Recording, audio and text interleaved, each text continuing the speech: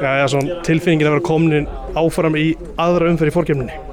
Bara yndisleg tilfinning, frábæri runni, bara erfitt að lýsa henni, bara þegar maður er búinn að leggja mikið á sig þá er gaman að uppskera en við erum samt, við ætlum okkur ennþá lengra.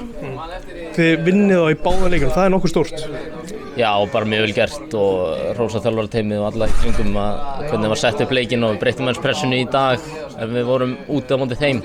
Þannig að bara virkilega vel gert að vinna heima og úti. Hvernig var að spila leikinn?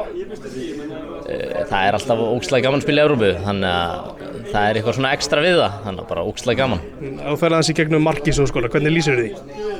Ég sá bara Óliver pikka honum eitthvað þarna og fékk hann og bara þá dettur maður í eitthvað flæði og síðan setur maður inn í fjær og bara mark og bara geggjað. Lætur þetta hljóma eins og Óliver er mikið þátt í þessu? Já, þetta hefði ekki gerst ef hann hefði ekki pikkað í hann, þannig að hann fær sitt kredit. Þú færið nokkur færi í þessu leik, ertu svekktur með svona hinn færin? Að sjálfsögðu, ég verð að gera betur og við hefum getað klárað leikinn minn fyrir ef ég hefði nýtt þessu færi, þannig að ég verð bara að sjá hvað ég gerir vitlaust í þeim færum og gera betur næst. En bara, þú veist, ef þú horfir á 90 mínútur, er þetta svona eina betri frammistöðum þínum í sumar? Nei, það finnst mér alls ekki sko, en þetta er fínt að skora en fleiri framistöður í sumar sem mér finnst betri þrátt fyrir ég skori kannski ekki. Finnst þér þú verið að finna taktina? Það eru margir sem ég hef allavega heyrt menn tala og Blikar eigi smá inni.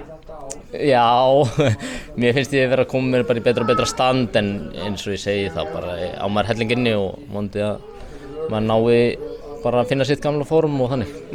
Hvernig líst þér á að mæta FCK? Bara get ekki beðið í runni en við þurfum fyrst að vinna IBF heima á föstudaginn eða laugardaginn, ég veit ekki alveg hvernig leikurinn er. Já, beðin að spyrja hvort þú væri bara að fara á morgun að gera út hádegismat.